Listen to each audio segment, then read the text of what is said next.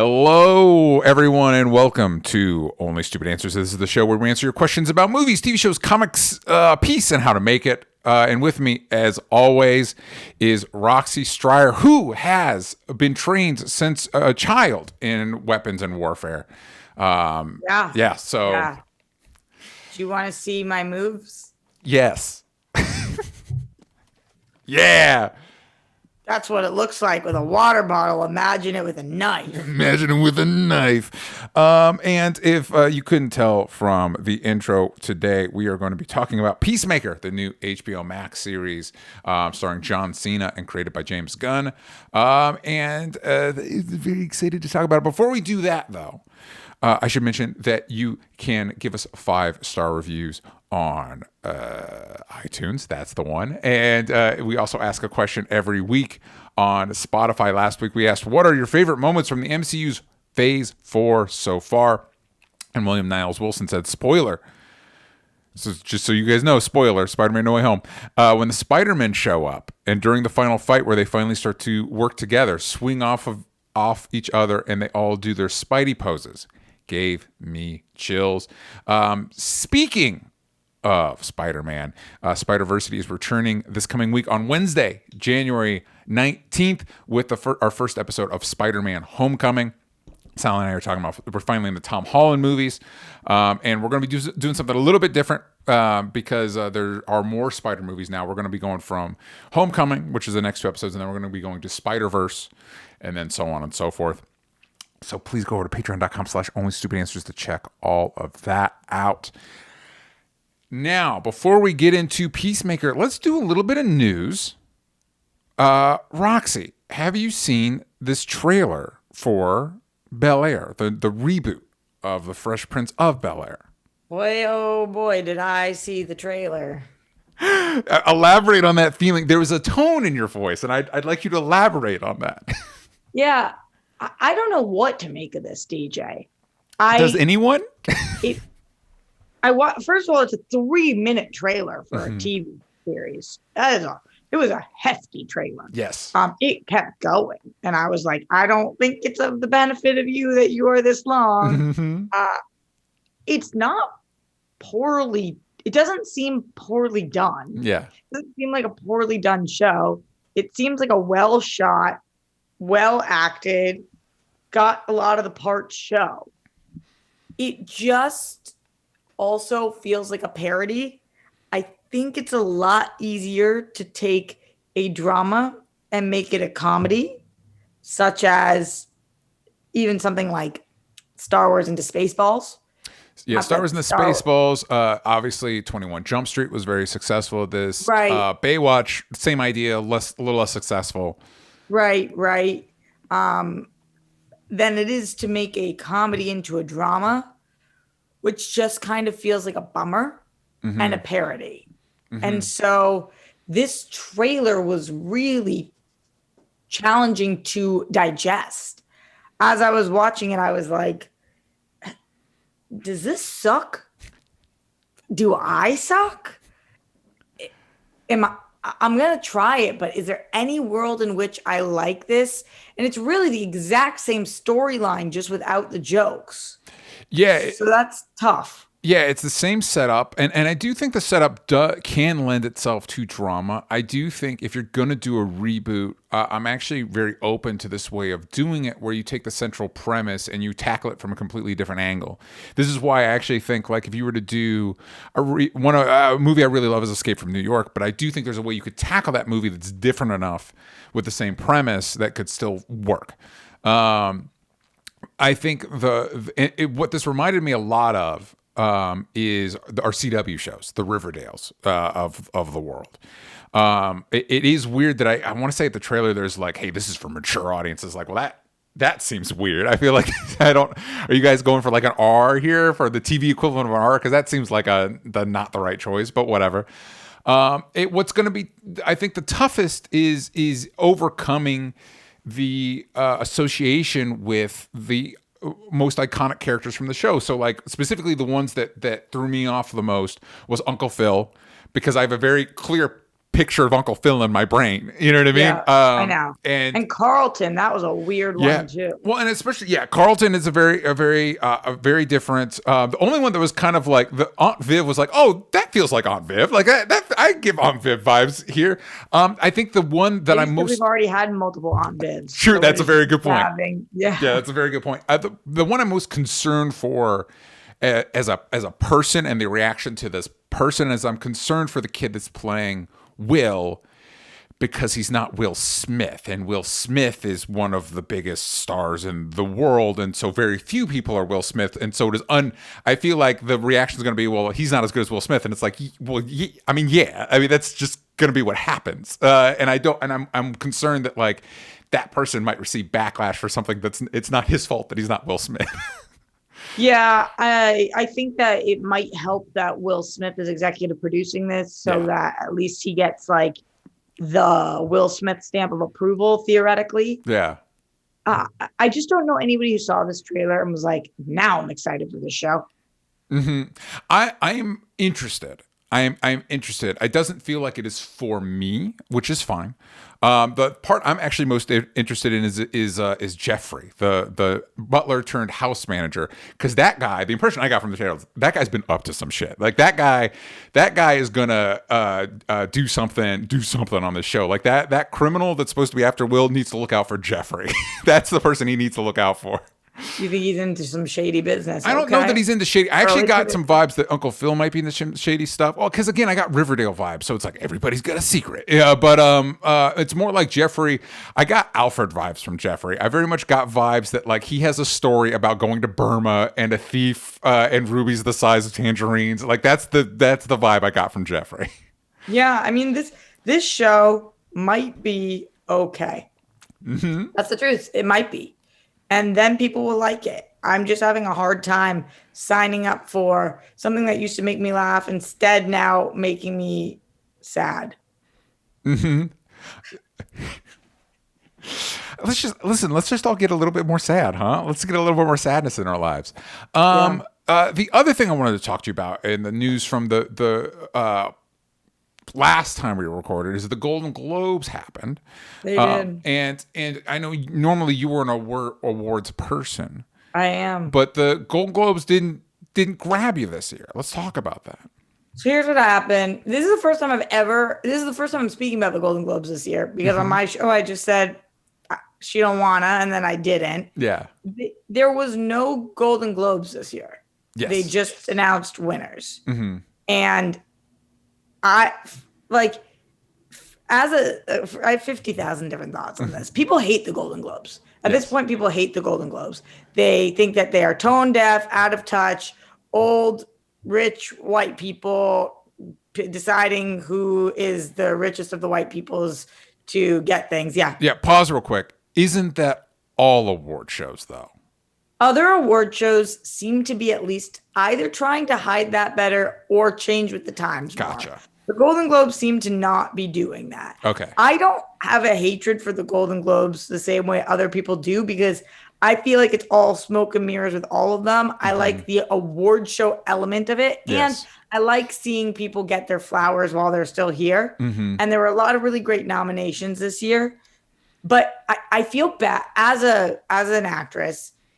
If people who say that awards mean nothing to them, I believe them, but I don't understand that in my soul. Like we have Kristen Stewart, who just was talking about like she doesn't give a flying fuck about if she gets nominated or wins for Spencer. Yeah, I don't get that.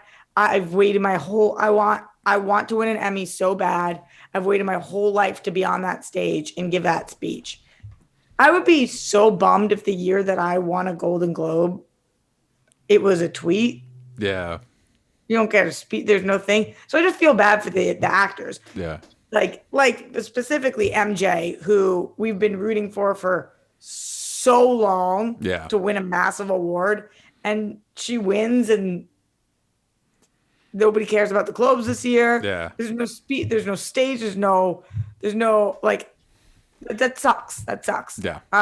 way worse problems in the world, but that's just such a bummer. Yeah. Yeah, she's referring to I MJ Rodriguez, who led Pose, who's fantastic in that show, and she won for Best Actress this year, and that's amazing. But like you said, nobody cares about the Globes this year. So after looking at who did win briefly, I think that another reason that these were annoying is because did you see The Power of the Dog? Yeah, I saw the movie The Power of the Dog. Yes, I did. The movie was fine. Yeah, I mean, yeah, it's an awards movie. Yeah. It's competently made. It's well acted. It's talking about serious things. It's not for me. Again, that's not the end of the world. It's just not. I'm not an awards bait movie type guy. Same. Yeah. In terms of the movie being not particularly for me. Yeah. It's very lackluster that movie won for Best Picture and that the movie did as well as it did at the Globes in general. Mm-hmm. That was very lackluster. I think that some of the other winners were cool. Will Smith, that was exciting. I thought he was great in King Richard. Some of the TV shows, again, I love Succession. It is one of the best shows on air. It is a very white show that had a lot of success again this year. Not only did the show win, but Jeremy Strong won. There was just a lot of, but West Side Story did well too. Andrew Garfield won. There were some good winners. It just was like, what does this all mean if we're just giving awards to people without it mattering? Like, without the pageantry. There's no speeches. There's no learning about these people. What does it all matter? Mm-hmm. It just felt so like blah. And they didn't advertise. They just started like tweeting shit out. It was fucking bizarre. Yeah. Yeah. It's weird when I knew there was some drama, and I appreciate you letting us know your thoughts on it. Because again, you're more plugged into the awards culture than I am. So I knew there was some stuff with the Golden Globes, and I knew they didn't have an awards, but it's like I wasn't as dialed in on all that. Yeah. I actually don't know. Like a lot of my friends were tweeting, fuck the Golden Globes. Like people like Rachel Cushing, right? Mm-hmm. People in the space that I like and trust and respect their opinion. I don't feel fuck the Golden Globes. And I wonder I don't know exactly why they do. I think it's because of the old white people thing. Yeah, I think I read something that maybe all of the, and see now I'm starting to talk and I actually don't know, what is it? The foreign press? I don't know. I think it was one of those that like literally there's not a black person voting, like it's all all white, something like that. But again, I don't keep up. I don't know the exact numbers or specifics, but that seems to be the vibe and energy that I hear. Well, there you go. So that's our Golden Globes update for you. Fun. Before we really get positive. The last couple things in news that literally just dropped this morning, iconic. Casting character returning, and of course I'm talking about Tim Allen is returning as the Santa Claus in a Santa Claus show, and I will say two things about that. One, I love the Santa Claus, the first Santa Claus. Love the Santa Claus. That's a Christmas staple in DJ's household. Is the original Tim Allen Santa Claus. It is weird. Like Tim Allen's one of those people that it's like, wait, do we still is Tim Allen still okay? Did he do something that we're not that? And it's like, no, I just think he just gives off those vibes of like he's like a week away from getting canceled. I don't know. Is that true? I don't know. I don't know. I know he's very vocally conservative, and sometimes that lends. Oh, is he? Yeah, that lends to some stuff. But and I will also say that I didn't really love the Santa Claus sequels. They whatever. The other thing, much more exciting to DJ, is Justified is coming back for a limited series based off of a different Elmore Leonard book that features Raylan Givens. And Timothy Olyphant is returning, and that is one of my favorite shows of all time. Interesting. Yeah, that's one of my favorite shows of all time. And normally I'd be worried about one of these things, but it is still based off the work of Elmore Leonard, so I feel like that's a really good foundation to work off of. Is it going to be on FX? I believe so. I believe it is coming back. I literally just saw the tweet prior to us recording here, so I don't have a lot of info other than it is based off of another Elmore Leonard book. Timothy Olyphant is returning, and that gives me reason to be excited. So yeah, that's the news that's fit the print this week. We are going to go on a quick ad break, and then we will be back with Peacemaker. Oh, everybody, we are back, and we are talking about Peacemaker. Oh my goodness, I'm so excited to talk about this show. This, of course, is the spinoff for the Suicide Squad. I did get a question of like, do you need to watch the Suicide Squad? James Gunn's The Suicide Squad prior to seeing this. And I was like, you don't need to, but why wouldn't you? It's on HBO Max and it's very good. And if you watch Peacemaker, you will 100% will get spoiled of key aspects from that movie. So I recommend just watch that movie because also I think it's very good. Yeah, I actually usually say to things you don't need to. I kind of disagree with that for this one. Interesting. To know the Motley Crew a little bit, or like what has happened with Amanda Waller, or why we're here, and also to know, without spoiling it, one of the biggest kills that Peacemaker has made that got him here. I just think that some of it, you won't understand some of it if you didn't see it. You could still understand the show, but you might not understand like what exactly is happening in specific moments. Yeah, I think you'd understand it in that it does what I actually kind of think maybe the MCU Disney Plus shows should start doing, which it literally says previously on The Suicide Squad. Yeah. But also, is that, you talked about that major kill, is that how you want to find out about that? Especially when the movie is on the platform you're watching Peacemaker on right now? And especially when it wouldn't hold any weight if you watch it in that, like, okay, so whatever. What does that mean? It's like, well, that's what, go see it. So go, and again, it'd be one thing if like, oh, boo, that movie's bad. It's not. If I would say if you're going to enjoy Peacemaker, you're going to enjoy the Suicide Squad. So watch that first. And that also might be a good gauge of whether you want to watch Peacemaker or not. And it's as accessible. If you have one, you have the other. I wasn't sure if it wasn't on the platform, but literally as I was watching Peacemaker, I saw beneath it, it's like, hey, Suicide Squad's right here. And it's like, oh, well, there it is. It's right there.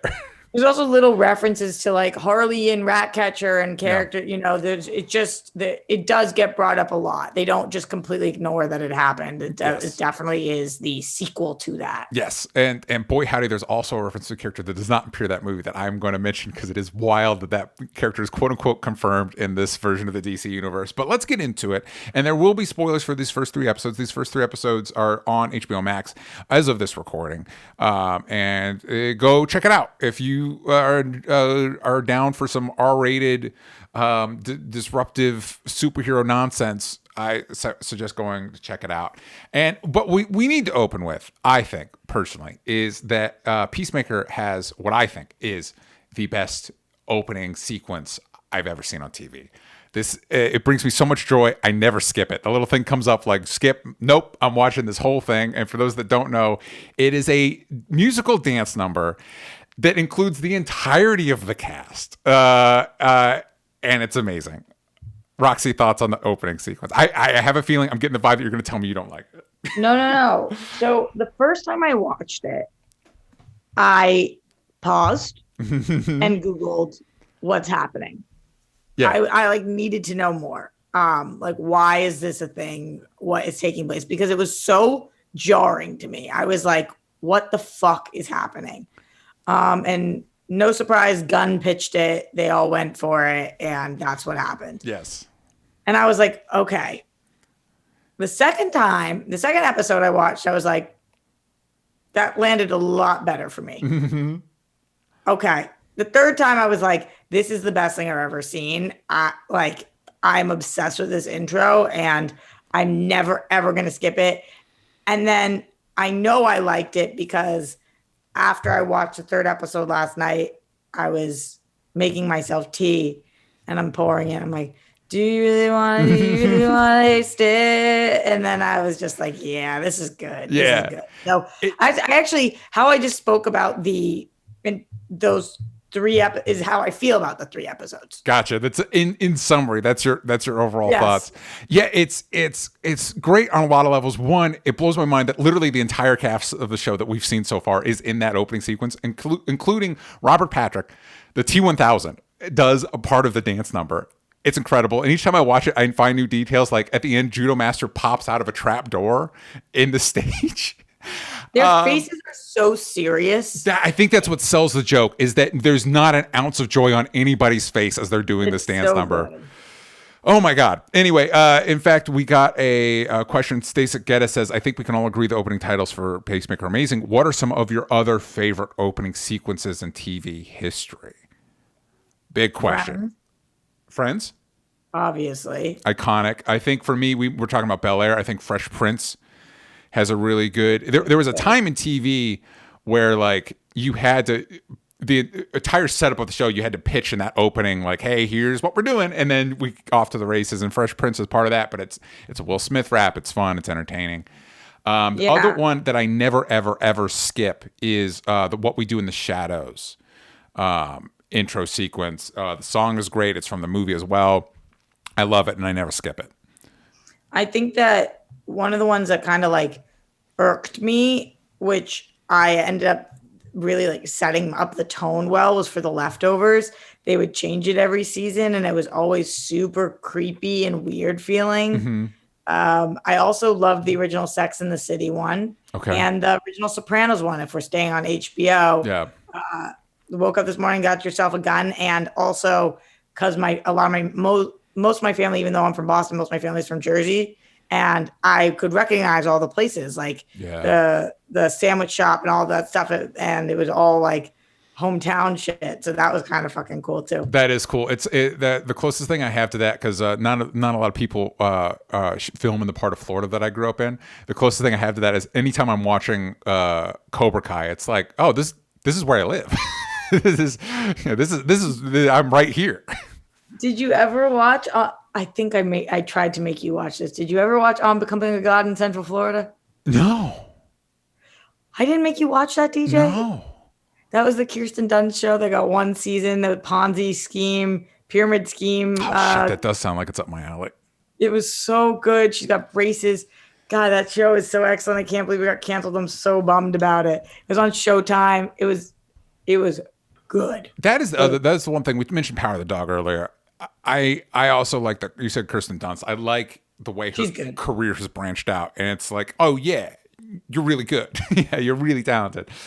do feel like she was put in a classification of actors that she was not supposed to be in. What are you talking about? Like prior to like this renaissance she's been having since since Fargo? Yes, I really feel like she was put in like almost like a TV B-list section when she's like a really, really good, trained, solid, emotional actress. Well, it's been interesting rewatching these movies with Sal for the Spider-Man movies, how like consistently, at least from the original Spider-Man trilogy and through the Amazing movies, how the female lead is kind of like the unsung hero of those franchises. Like the obviously we're talking about the Peter Parkers and the Spider-Mans because that's theoretically what the movie's about, but like But Emma Stone is incredible. Emma Stone and Kirsten Dunst are doing a shocking amount of the heavy lifting in those movies, like to make them work. So back to Peacemaker. In the first episode, we meet his dad, Augie, who in the comics is not. I don't remember what his name, his first name. They changed the first name, but in the comics, he's a literal Nazi. Which actually, truthfully, with what we find out, he might actually be one in this show too. I would say that's probably not far off. Yeah, he's definitely on the white supremacist spectrum, if not a literal Nazi. We're also introduced to our cast in this first episode. We've got Peacemaker, of course, and we've got Leota, Harcourt, Economos, and Myrn. Myrn's got Bond villain face. It's like, man, if they're not looking at this guy to be a Bond villain, then what are we doing? And a lot of the first episode is Peacemaker dealing with, at least the part that I liked is dealing with kind of like the more fascist elements. Like I liked when he's talking to the guy that's mopping the floor and like, oh, you're the guy, you're the racist guy. And he's like, no. He's like, well, you kill more people of color than white people. It's like, well, I kill white people too. Yeah, but not enough. It's like it's interesting, and we get a little bit into Vigilante too. Vigilante has a line later where he's like, I actually kill more white people than anything else, which also is this like a lot of the conversations around like a Punisher could be like, well, they're racist, and it's like, yes, but also that's not the only problem, because him saying I kill more white people also is bad. Like it's just bad. Your existence is bad. I agree. It's one of the angles of the show that I'm kind of struggling about, actually, because while it's funny, I'm struggling with like the characters. The dad is obviously super duper fucking like horrible guy. Yes, all of the isms. Mm-hmm. Peacemaker is at least sexist, possibly racist. Mm-hmm. That's literally a line in the show. Yeah, like all of those things. And like the commentary, this is still a show created by a white dude talking about starring a white dude. Yeah. Talking about racism. And while we're making jokes at it, it's like, I don't know. I don't know that like they've earned the right to be the ones making the jokes. Yeah. When like we're kind of also now, it's funny. We're making racism funny. And yeah. And it's landing for me. Yeah. But when I'm thinking about it, do I think this is the best move? Maybe not. Yeah, I totally get that. And I do think it's tricky depending on where the show goes. I think if they try to go to a place where like, man, we're going to really unpack racism, like, well, that's not what this show is to do. I think it's more like, okay, we're making a Peacemaker show. We're going to have to deal with this aspect of the character. Like, we're going to have to engage with it. We can't just like pretend it's not there. You know what I mean? And the thing that I think could be beneficial with it is that this kind of element is there in a lot of superheroes, and we don't deal with it. I just mentioned Punisher, but like a lot, even the Captain Americas of the world, like this is an aspect that it might be about time that we engage with that element of it. But it is definitely it is at best tricky. But when we talking about this first episode of meeting our core cast, who are the standouts to you, and why is it Eagly? Thank you for answering the question that you posed. I do want to say, when the trailers in the trailer we have the scene where Eagly hugs him, and I'm like, oh man, Eagly's gonna annoy me. And then we get to it, and it's like, no, actually, Eagly's great. Why is the eagle this way? I don't fucking care. I think this is funny. But back to the question. Of our core cast, are there any standouts to you? Anybody you're kind of like gelling with most? Yeah, remember I told you I met Danielle Brooks on a plane, and I have like an absolute obsession with her. She is great here. She comes from Orange is the New Black. Yeah, she's great. I didn't watch that show, but she's really good here. She's excellent on that show. She's excellent on this show. And not only do I have like a real life obsession with her because she was this like bundle of joy to sit next to and just like a light giver. Yes. But she's really fucking talented and very self-aware.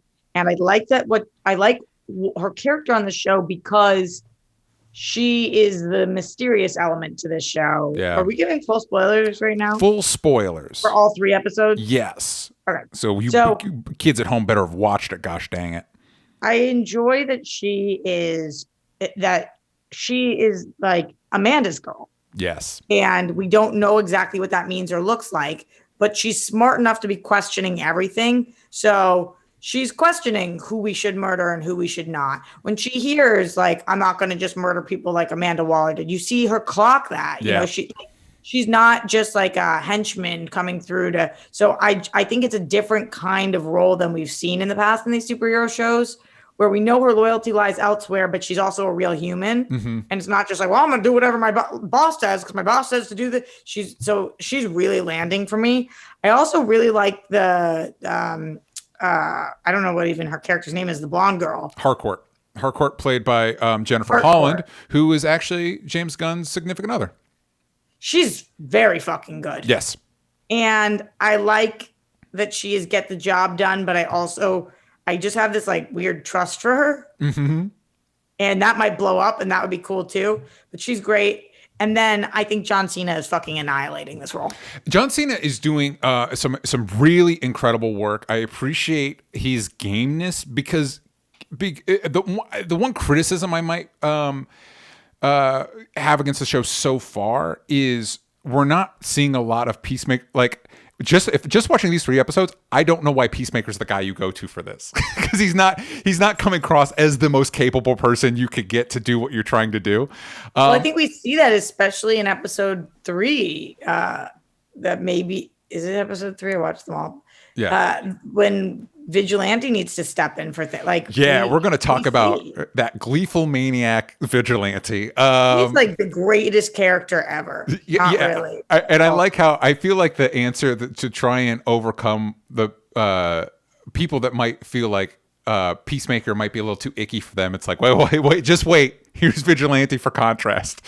That is really working for me, actually. Yeah. But also it's trying to give us sympathy for Peacemaker, and it's working, and then I'm like, yeah, I do think John Cena is doing great work, and it's interesting. There's a small moment where it is in episode 3, where there's kind of a thing between him and Harcourt Building, and there's just a look on John Cena's face where for the first time, like, because we've talked a lot about basically the Fast and Furious crowd, the Vin Diesels and the Dwayne the Rock Johnsons, and how rarely, and the Tom Cruises too, that they don't really land as like a romantic lead. Like, it's harder to buy them as a romantic lead. And there's this look on John Cena's face is like, oh, I buy it.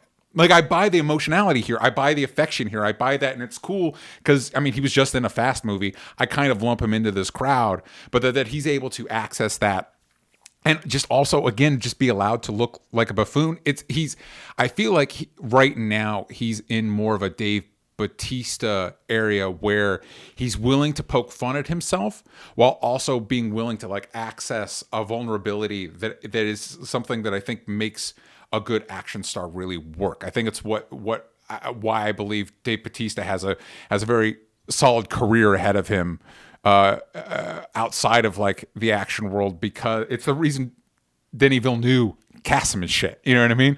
Mm-hmm. Because of the vulnerability he's able to access. And I see a little bit of that in John Cena. And so I think he's really doing, and also his body's insane. There's the big action sequence in episode 1 is literally him in tighty whities. And it's like, fucking, what the fuck, man? what the fuck with that body? When he's talking about, when he gets the x-rays and he's talking about like, can we see the smaller muscle groups or whatever? Yeah, he does poke fun at himself. He's really fucking good. Mm-hmm. That the reason if this show is working for me, which I think it is, I just am not on the U train, which is that I love it. I just like it.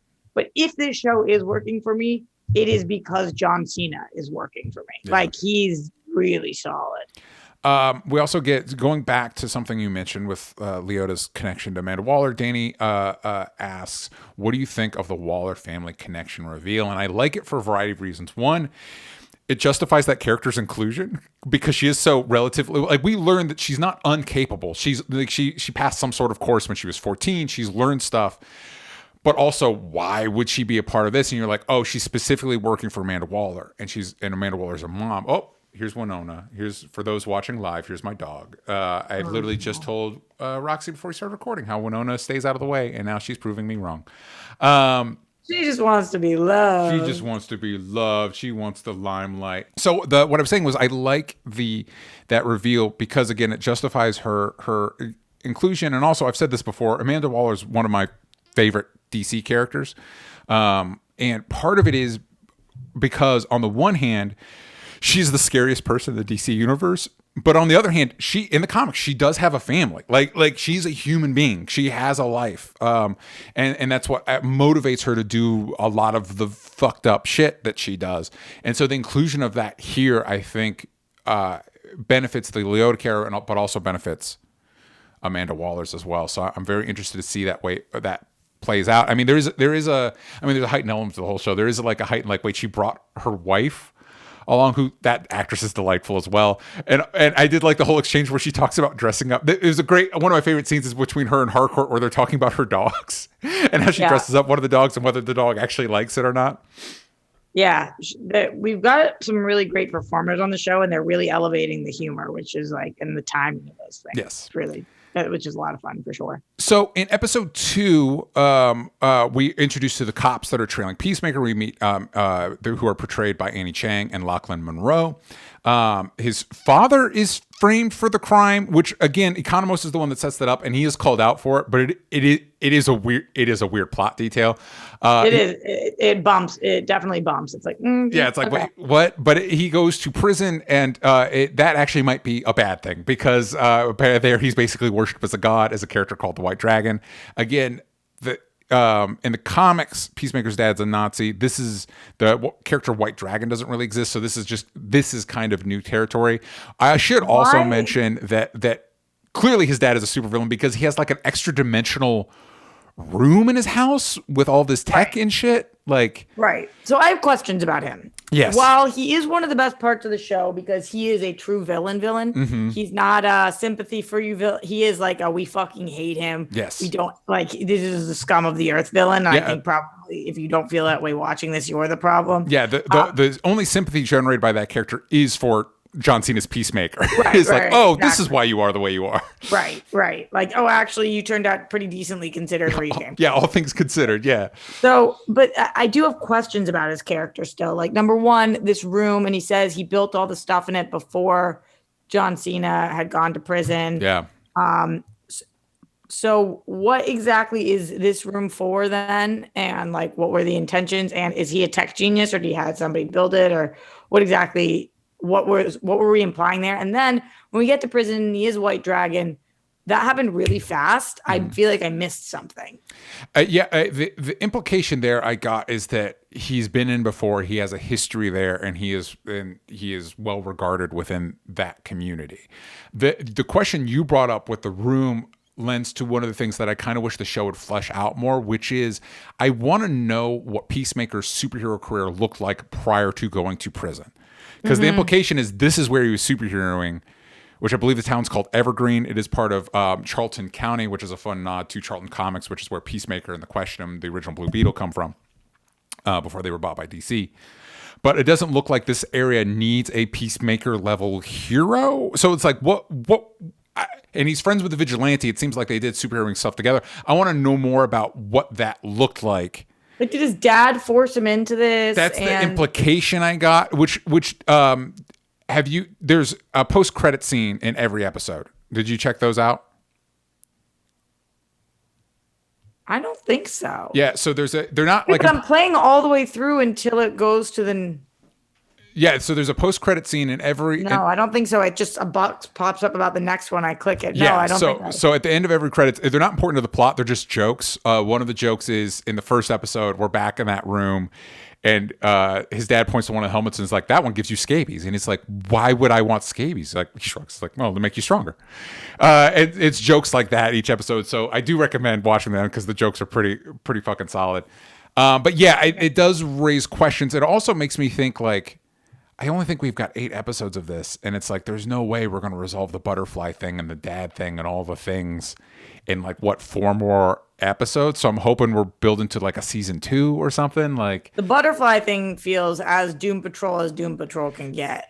God, what petition do I need to sign to get these shows to cross over? 2 things. What do I need to do to get Peacemaker to cross over on Doom Patrol? 2, how do we get Doom Patrol Peacemaker money? What do we need to do to get that kind of funding into Doom Patrol? Does James Gunn need to come over and direct an episode? Please and thank you. We're also in episode 2. We're introduced to Vigilante, who's, as we've mentioned previously, he's delightful. He's adorable, but also he's a fucking maniac. Like he said, I think it is in episode 2 where when Peacemaker's he gets in a whole fight and he's trying to escape a crime scene and he ends up taking a couple hostage and the wife is into him. Whatever, they have what is implied a threesome between her and Peacemaker and Vigilante later, and offhandedly Vigilante mentions that it had been 3 years earlier he would have murdered them for smoking pot. Yeah. Because he's a lunatic. I like the moment in which she's like, do you think I get pleasure and joy from killing, gouging your eyes, like all this stuff? I do. And I was like, this is good. Yeah. This is good. Do you think I get joy? That it goes from murderers to heroin dealers to graffiti, people that do graffiti. So good. Oh my God. Also, I got to mention his costume looks really good. Yeah. It's really cool. What do you think about, do you think Vigilante would turn on Peacemaker? Yes. Like, what is the, like it like that? I don't know that like that, but I feel like we're building towards Peacemaker v Vigilante because Vigilante is a problem. He is just hands down a problem that needs to be dealt with. And he's not leading towards the enlightenment that it feels like Peacemakers is working towards. I will say that it's one thing that I get, But we do a little bit of walking back of some of Peacemaker's more outlandish stuff. Like we literally walk back the line, his most iconic line from the movie of like, I'll do anything for peace, and it doesn't matter how many men, women, and children I need to kill for it. We literally walk that line back, and it's like, I don't know how I feel. Like I feel like commit to that's who this guy is, and then build from there. Walk it back when he can't kill the family. You mean? Yeah, when he can't kill the family, and it's even implied that he never really felt that way. That was just shit he said. And it's like, well, I mean, this is your guy. Commit to this being your guy. And then I agree. It feels like when we made the movie, we felt like that really was the guy. Yes. And then for the show, that wasn't as convenient. But now I have questions about why he killed who he killed in the movie. Yeah. If that isn't who he is. It's kind of similar with like Boba Fett. Like there's a line in the movies like no disintegrations or whatever, and that's not the guy we meet in the show. That show does have the benefit of, one, Boba Fett was less fleshed out in those movies, and two, there's however many, he was almost digested, and however many years between that time and now that we're back to him. So it's like, okay, that justifies a little bit of a we character just watched growth. the Suicide Squad. Like we just watched the Suicide Squad, and this show is taking place maybe depending on how long it took him to heal, a couple months after that. And you could, I don't think so, because doesn't it say 4 years later? No, does it? I mean, if we're being honest, that is probably how long it would take him to recover from his injuries. in the real world. In the real world. I thought it said something like 4 years later. No. Oh, he was in prison for 4 years. That's what they're talking. He was in prison for 4 years off of a 30+ year sentence. So by the time we meet him in Suicide Squad, he'd been in prison for 4 years. Okay. Yeah. Okay. Because I thought that this was taking place 4 years later, which had me asking a ton of fucking questions. Yeah. Which again, narratively would be weird, but for somebody that had a building drop on them would be a realistic recovery time for that. Right. So in episode 3. Oh, wait, before we get to episode 3, I'm getting ahead of myself. Let's take a quick ad break, and then we'll get to episode 3. Oh, hello, everyone. We are back, and we were talking about Peacemaker, episode 3. And this is what we were talking a little bit earlier about him. They go, we've had all this talk about butterflies. They're either trying to get him to murder butterflies, whatever that means. They won't tell him. And it includes the senator, and it might include his entire family. And Peacemaker hesitates on this, which again does, on the one hand, seems to work against what we learned about him, just his general behavior in Suicide Squad. Also, in that time, he did have a building drop on him, and what the flag said about him seems to have hit him. So maybe that feels like a flimsy justification. I think more realistically, it's like we need people to root for this guy, so we need to have him be slightly less of a maniac. Do you think what you just said is true, that in this writer's room, which, by the way, when you look on IMDb, the only person credited for writing anything is James Gunn, so who knows if there is a fucking writer's room for this? I don't know there is a writer's room. He definitely wrote and directed these first 3 episodes. But in this writer's, whoever's thinking about it, do you think that they are thinking we need them to have sympathy for Peacemaker? 100%. I 100% think this is a we can't have him be as bad as he was. I don't know that, but then again, I like anti-heroes and villain protagonists, especially if you're going to kind of like unpack that. And so I think there's a version of the show that works for me where it's like, oh no, he was as bad as Vigilante, and we're growing him past that. Yeah, that's true. What do you think?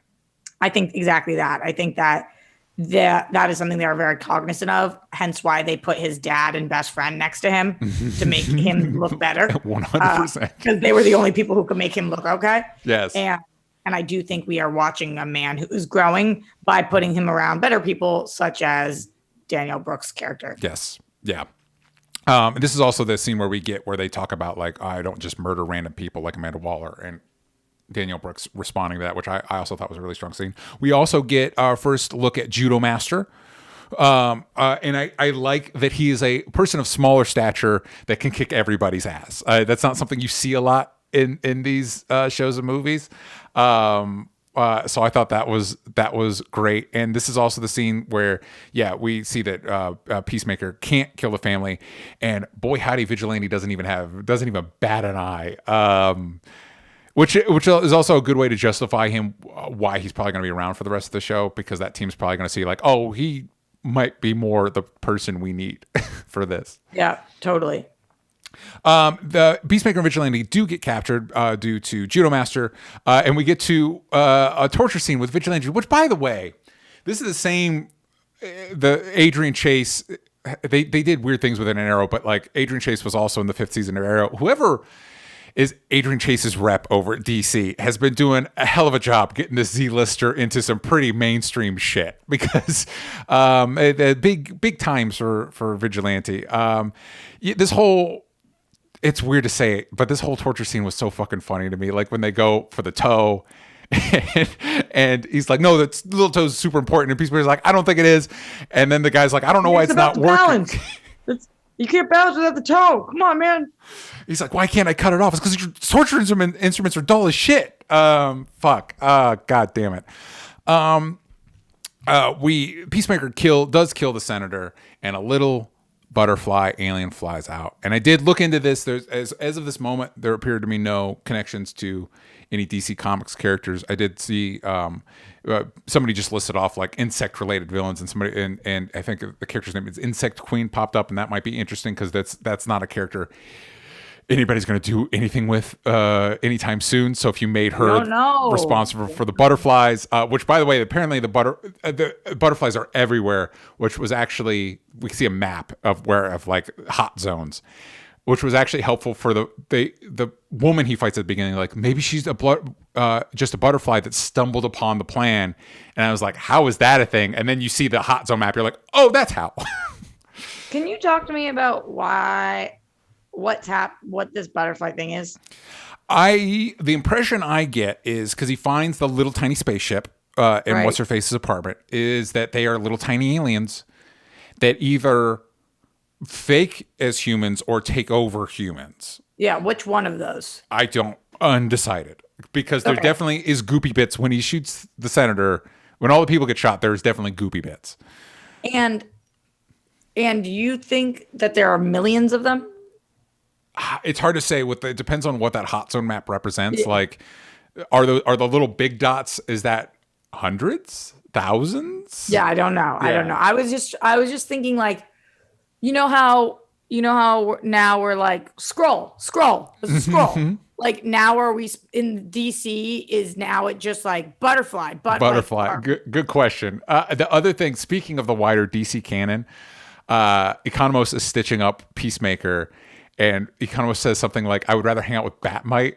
And Peacemaker's like, who is that? And it's like, well, it's a little fifth dimensional imp that stands Batman. And he's like, is that a thing? He's like, yes, that is a thing. And it's like, fuck, Batmite exists in the DC extended universe now. That's fucking hilarious. They're never going to do anything with that. But I love that James Gunn knew it. He's like, I'm going to just say that he exists and nobody's going to stop me. Totally. That actually leads to a question I have for you. Because I think one of the things that makes this work is that the DC stuff does not seem as burdened with connectivity as the Marvel stuff seems to. For you, are you going to watch other DC stuff now and wonder, like, could this person be a butterfly? And the other thing is they might, quote unquote, resolve it by the end of the show, and so then it's not a thing we think about anymore. But is that something you would think about when Batgirl rolls around? I think it depends on what the rest of this show is doing. Like, do you think what this show is going to give us any cameos? My instinct, I want to say no, and mostly that's because of the way the Disney Plus shows have burned speculation on that. Like, if the Disney Plus shows aren't as cameo focused, then why would Peacemaker be? My theory is because James Gunn is doing it, and they all seem to really fucking like him. Yeah. So if he calls, I think you show up. So who do you think the cameo would be? Like maybe a Harley Quinn? Yeah, that's what I was thinking. We referenced her early on. That'd be a good one. It would be a huge one. I think it would put the show on the map in a bigger way. And if that is the case, then I am going to be thinking about this in the greater DC universe more. I know I'm not expecting that to happen. I'm just saying if that or something along those lines does happen. Yeah, I think that I totally agree with you. And I think you're right that the Harley Quinn one would put the show on the map more. I think the one that would interest me more is I would love to see Idris Elba's Bloodsport meet his dad and maybe kick his dad's ass. I would find that pretty compelling. Totally. Anybody kicking his dad's ass, though, like who I really want to see the most of the entire Suicide Squad is Ratcatcher 2. So like you don't need to pull out the big guns for me. She shows up and I'm like smitten. So I think that there's a lot of different things they could do, and it does feel like James Gunn makes phone calls and people arrive. Yes. And he is somebody who seems to like to call in make those calls. So we'll see. Yeah, I also think I was a great little bit of characterization when John Cena, the Peacemaker's having dinner with his dad, and to try and bond with his dad, he tells the story about how Bloodsport was tortured by his father, and they start laughing about it. It was like, oh yeah, your dad is the fucking worst. And then when his dad's like, well, please tell me that's not the guy that shot you. And it's like, well, oh shit. So before we go, we just sit in silence for a second, and I'm just sitting there. I'm like, he did, right? Yeah. Okay, yeah, he did. Like just trying to remind myself. I was like, oh man, that sucks. You do feel for him in these moments though, because despite his dad being the biggest piece of shit, everybody wants their parents' approval. Yep. And like you just see how it happens. It is fucking sad. Yeah. It's so telling that it's like if somebody calls him a supervillain and he's like, no, that's a common misconception. I was a superhero. And then you see his dad. It's like, oh no, you thought you were a hero.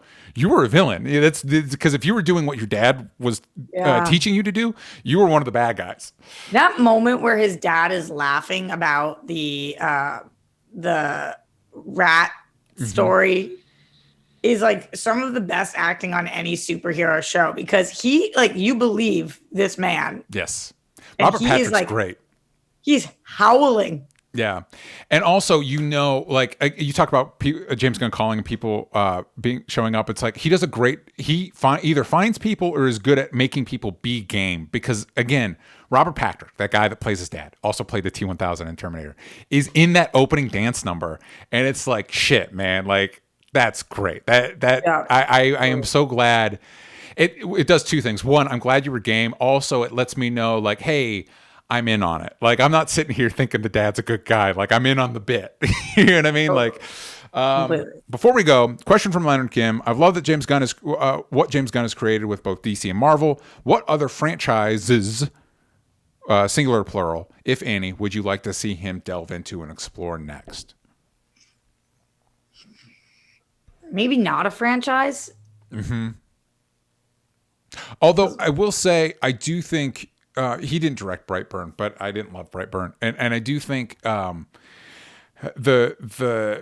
he came up in like the trauma circuit, and I do like how the superhero stuff like hones his impulses, especially like Peacemaker's this nice balance when like it does have the gross, edgy shit, but it also pays attention to the heart. And so like if he can do a creator-owned thing that has that balance, I'd be really interested in that. I will say this is a weird one, and maybe it's because Peacemaker and the other Charlton comics were the inspiration for Watchmen. Watching this, I'm like, I actually think James Gunn might do a good job with Watchmen, because I feel like he gets it. Like I feel like he gets because no matter, I even feel like the HBO show struggled with this. The core concept of Watchmen is that the inherent concept of superheroes is fascist. And no adaptation of Watchmen has really engaged with that, because I think it's mostly like superhero creators or people that like superheroes. And I feel like James Gunn would be willing to be like, no, you're right. Superheroes are fascist. They might be a bad idea. And like really like embrace that notion that is a notion that I think is core to that concept. Not that I need more Watchmen. This is going to be like the dumbest answer I've ever given, but this is legit how I'm feeling. Like Hangover 4. Sure. Why would that be dumb? You're 100% right. Why? Yeah, of course. I like really would love to see him do a non-superhero, like full-blown comedy, um, like a Beetlejuice remake. Perfect. Perfect. I love it because I get why people might. I don't agree with it, but I see why people might push back on The Hangover because it doesn't give you in that genre stuff that he's good at. Beetlejuice Yeah, does. You say that, and it's like, man, we've been talking about a Community movie for years. Maybe he's the guy to direct it if he's yeah, down. totally. He would be great for that. He would be great for that. Yep. Love it. Love it. So those are our thoughts on Peacemaker. Let us know. Tweet us or whatever. Let us know your thoughts. Roxy, where can the Yeah. kids find you? Everywhere at Roxy Stryer. And that's where you can find me. There you go. There you go. And you'll find the links to all that in the description. You can find me at DJ Talks Trash. You can find the show everywhere that matters at Only Stupid Answers, but on Twitter. Yank out the vowels from stupid. That is it for us this week. We will see you all next time. Bye, everybody.